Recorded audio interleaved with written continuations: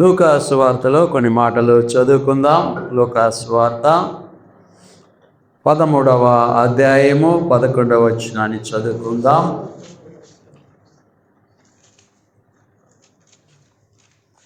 లూకా సువార్త 13వ అధ్యాయము 11వ వచనాన్ని 18 ఏండ్ల నుండి బలహీనపరచు ఆత్మ పట్టిన యొక్క స్త్రీ అచ్చట ఉండెను.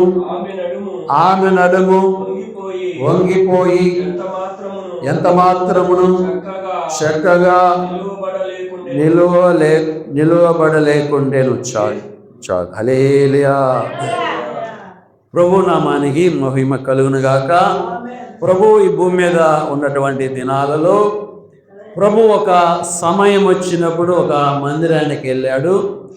ఒక మందిరంలోనికి వెళ్ళినప్పుడు అక్కడ ఒక స్త్రీ కనపడుతూ ఉంది. అందరు పలకండి. 18 ఏండ్ల నుండి బలహీనపరచు ఆత్మ పట్టినటువంటి ఒక స్త్రీ అచ్చట ఉండెను. ఆమె నడుము వంగిపోయి ఎంత మాత్రమును చక్కగా నిలువబడలేకుండెను. హల్లెలూయా. ప్రభు ఆ యొక్క దినాలలో ఆ మందిరానికి వెళ్ళి బోధిస్తున్నటువంటి సమయంలో ఒక స్త్రీ గురించి అక్కడ రాయబడి ఉన్నది. బలహీనపరచు ఆత్మ, బలహీనపరచు ఒక దెయ్యము ఒక ఆమెను పట్టి ఉన్నదట. ఆమెని పట్టి చాలా సంవత్సరాల నుండి ఆమె వంగిపోయేటట్లుగా చేసింది ఆ దెయ్యం. ఆమె నడుము ఆమె చక్కగా నిలబడకుండా వంగిపోయేటట్లు చేసింది. ఆ యొక్క దెయ్యము ఆమెలో ఉండి అలాగ చేస్తూ ఉన్నది.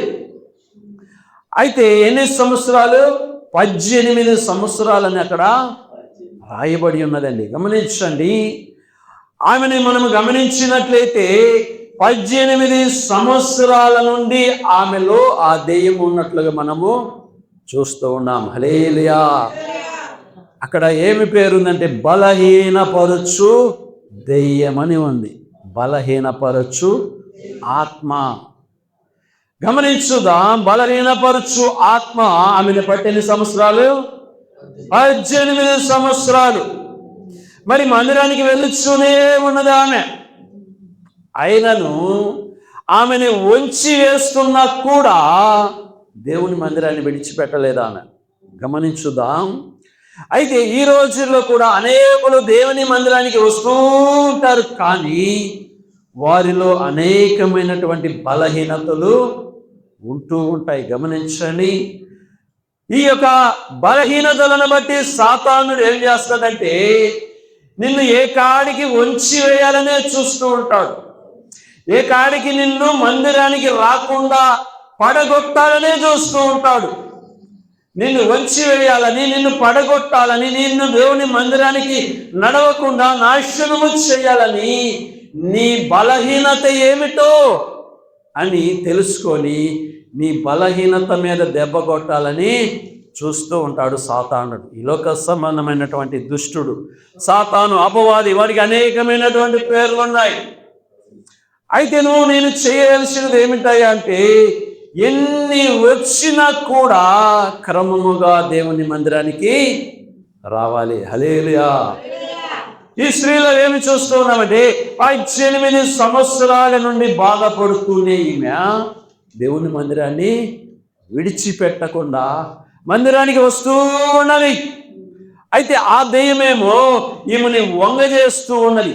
ఈమె చక్కగా నిలబడకుండా ఆమె నడుము వంచి వేస్తూ ఉన్నదంట. సరే, ఏదేమైనా ఆమె మటుకు క్రమము తప్పకుండా నమ్మకముగా వస్తూ ఉన్నది. అంటే ఆమె ఆత్మీయతలో చక్కగా ఉన్నదని అర్థం. ఆత్మీయతలో చక్కగా బలంగా ఉన్నదని అర్థం. శరీరపరముగా శరీరం మీద సాతానుడు పని చేస్తూ ఉన్నాడు, కానీ ఆమెను వంచి వేస్తూ ఉన్నాడు, కానీ దేవుణ్ణి దూరం చేసుకోలేదు. దేవుడు ఏదో ఒక రోజు వస్తుంది, ఏదో రోజున దేవుడు మనల్ని బాగులు చేస్తాడు, ఏదో ఒక దినమున దేవుడు మనల్ని స్వస్థపరుస్తాడు, నన్ను చెప్పేవా నిలబడతానన్నటువంటి ధైర్యము ఆమెలో బలంగా ఉన్నదండి. హల్లెలూయా. అయితే ఒకానొక సమయం వచ్చింది, ప్రభు ఆ మందిరానికి వచ్చాడు. ప్రభు ఆ మందిరానికి వచ్చి ఆమెను చూచాడండి. చూచి, అరే ఈమె చాలా సంవత్సరాల నుండి పాపం బాధపడుతూ ఉంది, ఈమె నడుమును వంచి వేసిందే సైతాను, అయినా కూడా ఈమె నమ్మకంగా దేవుని సన్నిధికి వస్తుందని ఆమెని చూచి గమనించి ఆమెని పిలిచి, అమ్మా నీవు నీ బలహీనతల నుండి విడుదల పొందుము అని ఒక మాట అన్నాడని. అనగానే ఆమెలో ఉన్నటువంటి ఆ చీకటి ఆమెను విడిచి వెళ్ళిపోయినది. ఆమె చక్కగా నిలబడిపోయినది. హల్లెలూయా, హల్లెలూయా. గమనించుదాం, ఈ యొక్క బలహీనపరచు ఆత్మలు అనేక రకములండి. దేవుని ఆత్మ ఒకటి, జీవాత్మ అనేది ఒకటి. ఈ దురాత్మలు అనేవి చాలా రకాలైనటువంటివి ఉన్నాయి. దేవుడు ఒక్కడే, దేవుని ఆత్మ ఒకటి, మనుషులలో ఉండే జీవాత్మ ఒక్కటి. అయితే ఈ దురాత్మలు అనేవి చాలా రకాలు. ఇవి మనుషులను పాడు చేయాలని, నాశనము చేయాలని ఇబ్బందులు పెడుతూ ఉంటాయి. గమనించుదాం, ఏమనైతే బలహీనపరచు ఆత్మని అక్కడ రాయబడి ఉన్నది. ఇక చాలా రకాలైనటువంటి ఆత్మలు ఉన్నాయి. ఈ దురాత్మలలో చాలా రకాలైనటువంటి ఆత్మలు, నిద్రమత్తు ఆత్మలు కూడా ఉన్నాయి, అందుకే నిద్రపోతూ ఉన్నారు. గమనించండి. హల్లెలూయా. నిద్రమత్తు ఆత్మ. గమనించుదాం, ఈ యొక్క నిద్రమత్తు ఆత్మ వస్తే ఇక ఒకటే నిద్ర. మనం ఎంత కంట్రోల్ చేసుకోవాలన్నా కూడా ఆ రెప్పలు అవే ముసపోతూ ఉంటాయి. అంటే ఇది సైతాను పని అని గ్రహించాలి, మీరు గ్రహించాలి, గమనించాలి. యేసు ప్రభు ఉన్నటువంటి దినాలలో యేసు ప్రభు దగ్గరికి ఒక వ్యక్తిని తీసుకుని వచ్చారు. మొదట ఆయన శిష్యుల దగ్గరికి తీసుకుని వచ్చారు. వాళ్ళ శిష్యులతో చెప్పినప్పుడు, ఇదిగో ఈ బిడ్డని సాతాను చాలా సంవత్సరాల నుండి పట్టి పీడించి ఇబ్బందులు పెడుతూ ఉన్నాయ్యా అని చెప్పినప్పుడు వాళ్ళ శిష్యుల దగ్గరికి వస్తే ఆ దెయ్యము విడిచిపెట్టి వెళ్ళిపోలేదంట. ఆ దెయ్యములు ఆ యొక్క బిడ్డని బాగు చేయలేక ఆ శిష్యులు వాళ్ళ వల్ల కాలేదంట. తర్వాత బోధకుడు ఎక్కడున్నాడని బోధకుడి దగ్గరికి అతన్ని తీసుకొని వచ్చారు. బోధకుడా, ఇదిగో ఈ బిడ్డని చాలా సంవత్సరాల నుండి దెయ్యము పట్టి చాలా ఇబ్బందులు పెడుతూ ఉన్నాయ్యా, ఇదిగో నీ శిష్యుల దగ్గరికి తీసుకొచ్చాం, వాళ్ళ వల్ల కాలేదు అని అంటూ ఉన్నాడు. సరే అని ప్రభువు దగ్గరికి తీసుకొచ్చినప్పుడు ప్రభు ప్రార్థన చేసినప్పుడు ఆ యొక్క వ్యక్తిలో ఉన్నటువంటి దెయ్యములు బయటికి వచ్చి ఆ బిడ్డ స్వస్థపరచబడతాడని. తర్వాత ఏకాంతముగా ప్రభు ఉన్నప్పుడు, ఇదిగో శిష్యులు, ప్రభువా ఇదిగో ఆ దెయ్యమును మేమెందుకు వెళ్ళగొట్టలేకపోయామంటే అది ఉపవాస ప్రార్థనల వలనే సాధ్యము, కానీ అంతంత మాత్రంగా అవి వెళ్ళిపోవని చెప్పాడండి. హల్లెలూయా. గమనించండి, ఇలాగా అనేక రకరకాలైనటువంటి ఆత్మలు ఉన్నాయి. దేవుడాత్మ ఒక్కటే, మనిషిలో ఉండే జీవింపజేసే జీవాత్మ ఒక్కడే. ఈ రెండు కాకుండా దురాత్మలు, సాతాను యొక్క అనుచరులు అనేకమైనవి ఉన్నవి. గమనించండి, భ్రమపరచు ఆత్మ, నిద్రమత్తు ఆత్మ, తిండిపోతు ఆత్మ, ఆశ పెట్టే ఆత్మ, చీకటి ఆత్మ, ఎలుగుదూత ఆత్మ, రకరకాలైనటువంటి ఆత్మలు ఉన్నాయి. మనము దేనిని కూడా నమ్మకూడదు. చాలా జాగ్రత్తగా ఉండాలండి. ఇక్కడ గమనించినట్లయితే బలహీనపరచు ఆత్మ అని రాయబడి ఉన్నది. బలహీనపరుస్తూ ఉన్నది ఆ వ్యక్తిని, ఆమెను బలహీనపరుస్తూ ఉన్నది, రోజుకి బలహీనపరుస్తూ ఉన్నది. ఎందుకని అంటే మందిరానికి పోనివ్వకుండా చెయ్యాలని, దేవుణ్ణి స్తుతించకుండా చేయాలని, దేవుని మందిరానికి వెళ్ళకుండా చేయాలని ఎన్ని సంవత్సరాల నుండి ఆ బిడ్డని బాధ పెట్టినా కూడా ఆమె మటుకు మందిరాన్ని విడిచిపెట్టలేదండి. హల్లెలూయా. దేవుణ్ణి విడిచిపెట్టలేదు.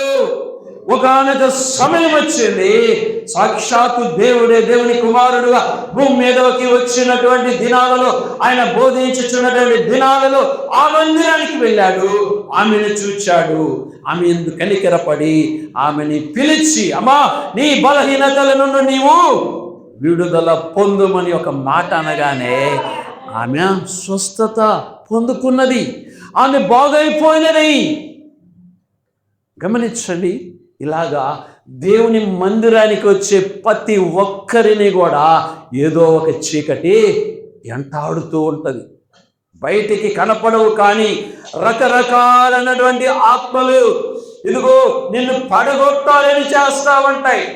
నిన్ను నిలవనివ్వకుండా, ఇది నువ్వు చక్కగా నిలబడకుండా, భక్తిలో చక్కగా ఉండకుండా, భక్తిలో చక్కగా భక్తి చేయకుండా రకరకాల సమస్యలు పెడుతూ ఉంటాయి. ఎందుకని? పడగొట్టాలని, నిన్ను వంగ తీయాలని, నిన్ను పడగొట్టి దేవుని నుండి దూరము చేయాలని, నిన్ను కానీ నన్ను కూడా. గమనించండి. అయితే జాగ్రత్తగా ఉన్నాం. దేవుడు అంటాడు ఇర్మియాతో, ఇర్మియా గ్రంథములో, ఎహెస్కేలు గ్రంథములో 2వ అధ్యాయము 1వ వచనములో అక్కడ అంటాడు, నరపుత్రుడా నీవు చక్కగా నిలబడుము, నేను నీతో మాట్లాడవలనని ఆయన నాతో మాట్లాడినప్పుడు ఆత్మ నాలోనికి వచ్చి నన్ను నిలవబెట్టెను అంటూ ఉన్నాడు. హల్లెలూయా. అక్కడ దేవుడు అంటూ ఉన్నాడు, ఇదిగో నరపుత్రుడా నువ్వు చక్కగా నిలబడు. ఎలా నిలబడాలి? చక్కగా అంటే ఇలా చక్కగాని కాదు, ఆత్మీయతలో, భక్తిలో, యథార్థతలో, అన్ని విషయములలో నువ్వు చక్కగా నిలబడు, నీతో నేను మాట్లాడతాను. గమనించండి, నీవు కానీ నేను కానీ ఎవరమైనా సరే చక్కగా నిలబడకుండా పడగొట్టాలని సైతాన్ గాడి పని. అయితే మనము జాగ్రత్త కలిగి చక్కగా నిలబడితే దేవుడు మనతో మాట్లాడడానికి సిద్ధముగా ఉన్నాం.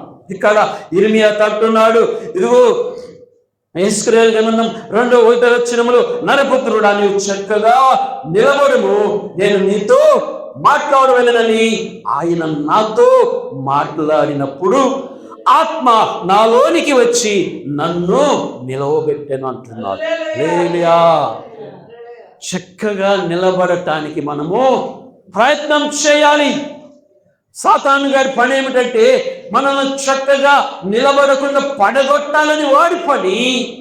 అయినను నీవు చక్కగా నిలబడటానికి నువ్వు ప్రయత్నం చేయాలి, నిలబడాలి. చక్కగా నిలబడితే దేవుడు నీతో, నాతో, మనందరితో ఆయన మాట్లాడతాడు. ఆయన బాగు చేసే దేవుడు. ఒకవేళ పడిపోయినను నిన్ను బాగు చేసే దేవుడు అండి. ఆయన నిన్ను విడిచిపెట్టేవాడు కాదు, సాతానుడికి విడిచి వేసేవాడు కాదు దేవుడు.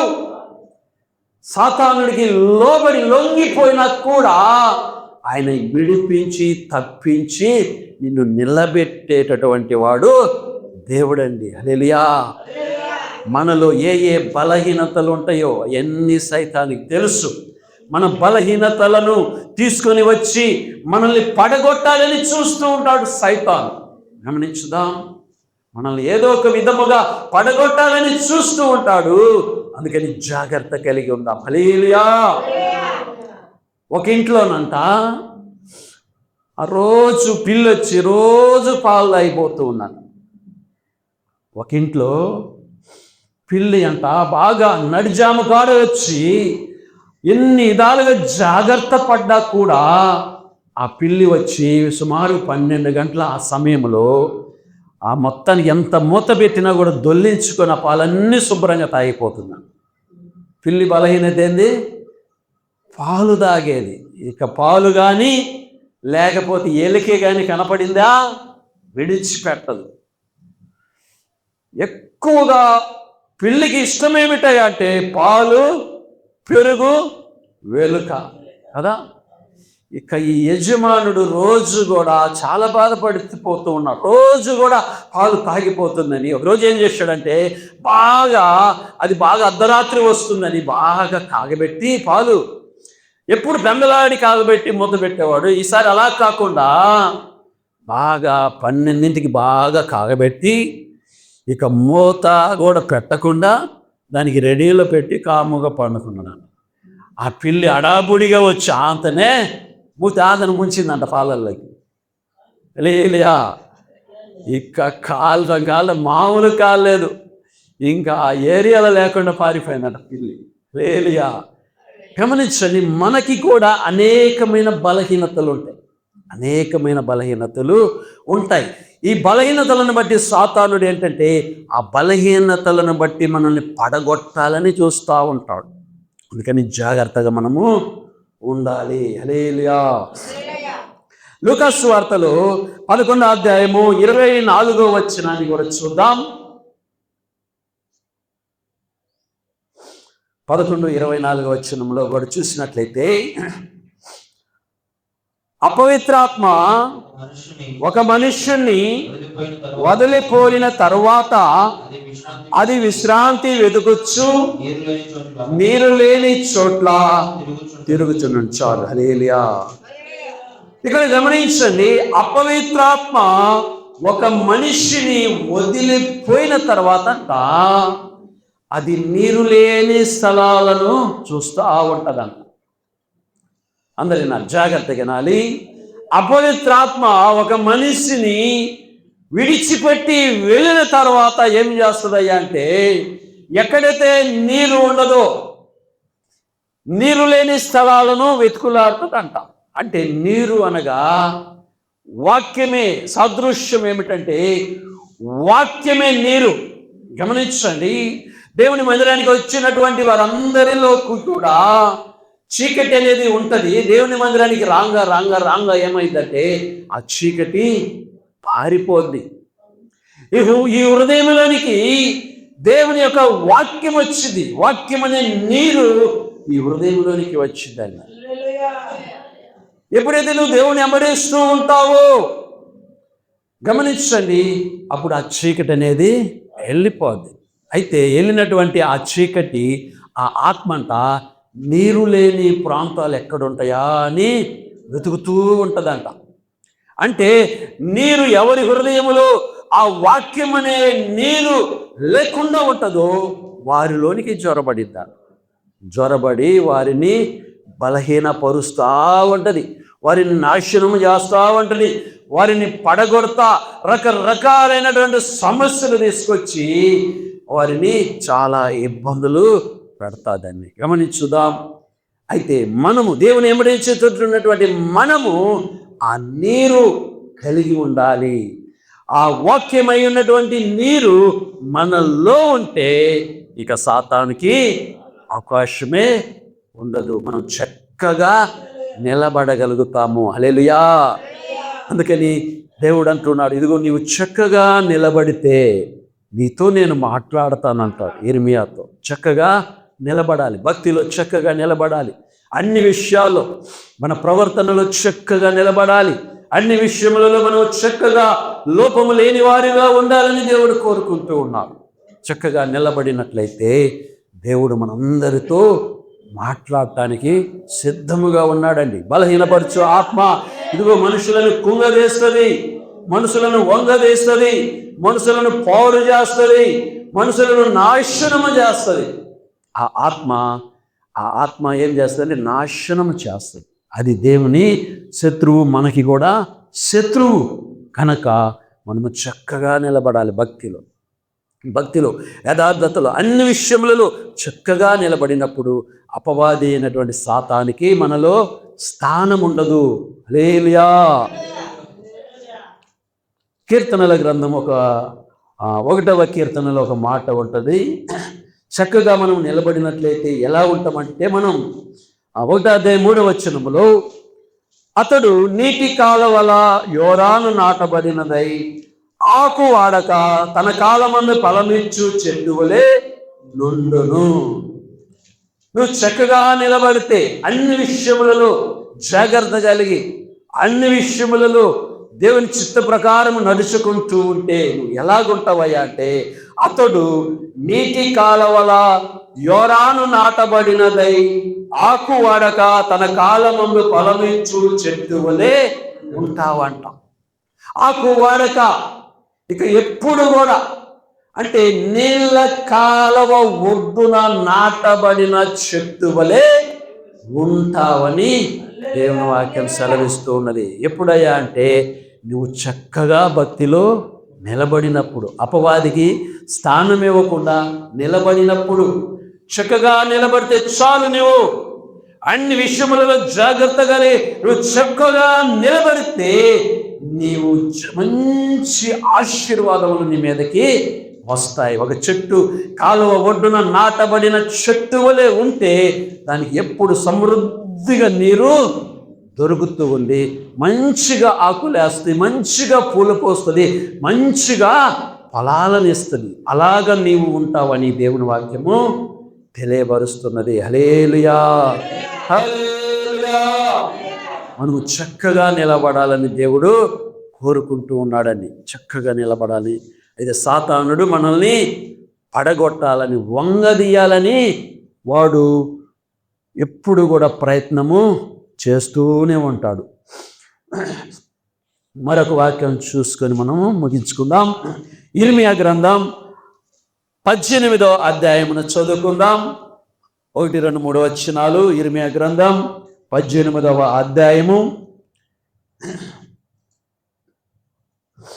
1వ వచనం నుండి చదువుకుందాం. యెహోవా యొద్ద నుండి ఇర్మియాకు ప్రత్యక్షమైన వాక్కు, నీవు లేచి కుమ్మరి ఇంటికి పొమ్ము, అక్కడ నా మాటలు నీకు తెలియజేతును. నేను కుమ్మరి ఇంటికి వెళ్ళగా వాడు తన సారి మీద పని చేయుచుండెను. కుమ్మరి జిగట మట్టితో చేయుచున్న కుండ వాని చేతిలో విడిపోగా ఆ జిగట మొన్ను మరలా తీసుకొని కుమ్మరి తనకు యుక్తమైనట్టుగా దానితో మరి ఒక కుండ చేసెను. చాలు. హల్లెలూయా. ఇక్కడ దేవాతి దేవుడు యెహోవా దేవుడు చెప్తూ ఉన్నాడు. యెహోవా వాక్కు ఇర్మియాకు ప్రత్యక్షమై ఇలాగ చెప్తూ ఉన్నాడు ఇర్మియాతో, ఇర్మియా, ఇదిగో నీవు కుమ్మరి వాని ఇంటికి వెళ్ళు, అక్కడ నీతో మాట్లాడతానని. సరేనండి, కుమ్మరి వాని ఇంటికి వెళ్ళాడంట ఇర్మియా. కుమ్మరి వాని ఇంటికి వెళ్ళగా కుమ్మరి వాడు ఏం చేస్తూ ఉన్నాడు? తన సారె మీద కుండ చేయించు ఉన్నాడు. సారె అంటే తెలుసా? ఒక బండి చక్రం లాంటిది.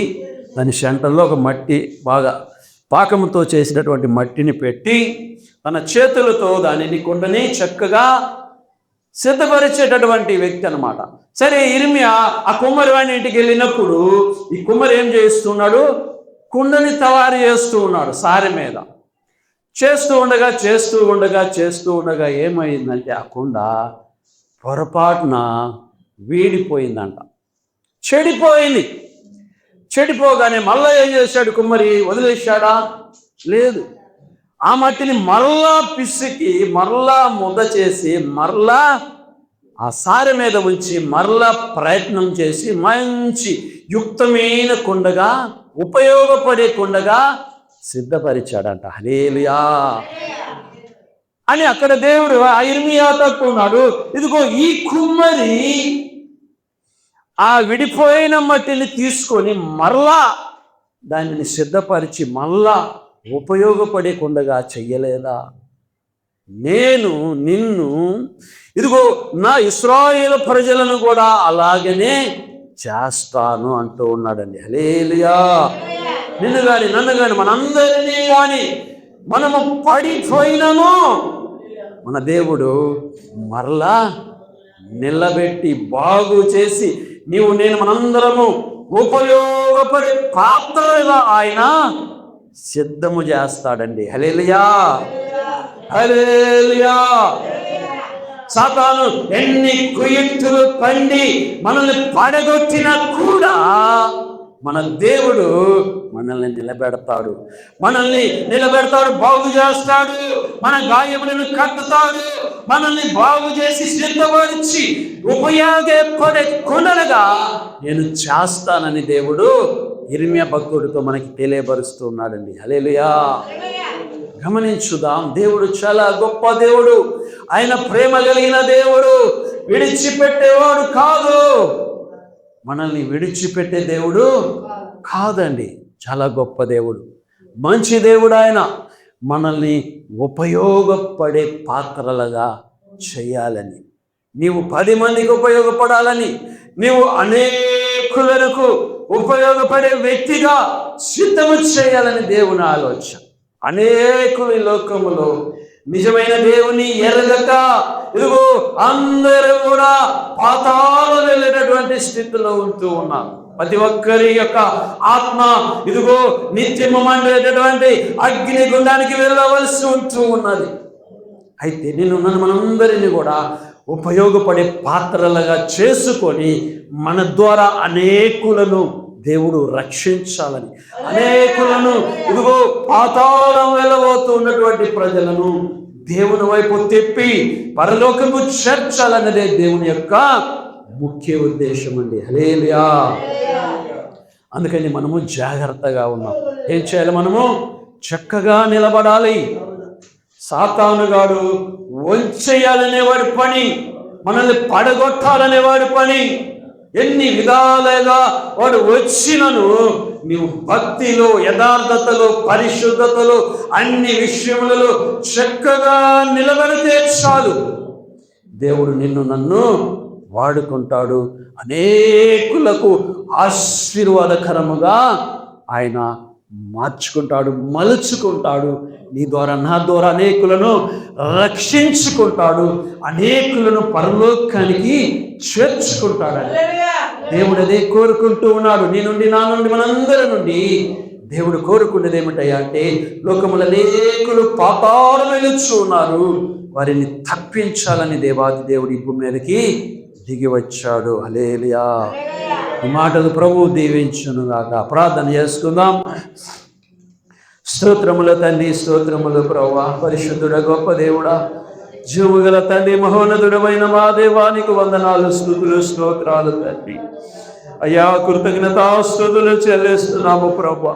యేసయ్యానికి స్తోత్రముల తండ్రి. అయ్యా, నీకు వందనాలు, స్తోత్రాలు తండ్రి. దేవా ప్రభా నీకు వందనాలు, స్తోత్రములు తండ్రి.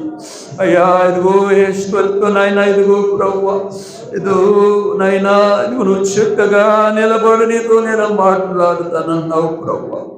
అలాగనే ప్రభువా, 18 సంవత్సరాల నుండి ప్రభువా ఇదిగో ఒక వ్యక్తి, ఒక స్త్రీని నాయనా బలహీనపరచు ఆత్మ పట్టి ఇదిగో ఎంతో ఇబ్బందులు పడుతూ ఉండగా నాయన, ఆమె నడుము చక్కగా నిలబడలేక వంగిపోయి ఉండగా ప్రభా, అయ్యా నీవు ఆమెను చూచి ఆమె బలహీనతల నుండి విడిపించిన దేవా వందనాలు, స్తోత్రాలు తండ్రి. ప్రభా, కృతజ్ఞతాస్తుతులు చెల్లిస్తున్నాము ప్రభా. గొప్ప దేవుడానికి స్తోత్రం, స్తోత్రం, స్తోత్రం. మహోన్నతుడమైన దేవా స్తోత్రాలు తండ్రి, వందనాలు ప్రభా. గొప్ప తండ్రి, అయ్యా మమ్మల్ని అందరినీ జ్ఞాపకం చేసుకోండి ప్రభా. అయ్యా, మేము చక్కగా భక్తిలో చక్కగా నిలబడేదానికి సహాయం చేయి, యథార్థతగా నిలబడేదానికి సహాయం చేయి నాయన. అన్ని విషయములలో ప్రభా అయ్యా మేము చక్కగా నిలబడి భక్తి చేసేటటువంటి భాగ్యం అందరికీ కలగజేయండి ప్రభా. అయ్యా, నీకు ఉపయోగపడే పాత్రలుగా మేమందరూ ఉన్నట్లుగా అందరి పట్ల కృప, కనికరము, దయ ఉంచి ప్రభా మమ్మల్ని చక్కగా నిలబెట్టుకొని నీ నామానికి మహిమ తెచ్చుకోనమని యేసయ్య నామంలో ప్రార్థించి వేడుకుంటూ ఉన్నాము తండ్రి. ఆమేన్, ఆమేన్, ఆమేన్. హల్లెలూయా.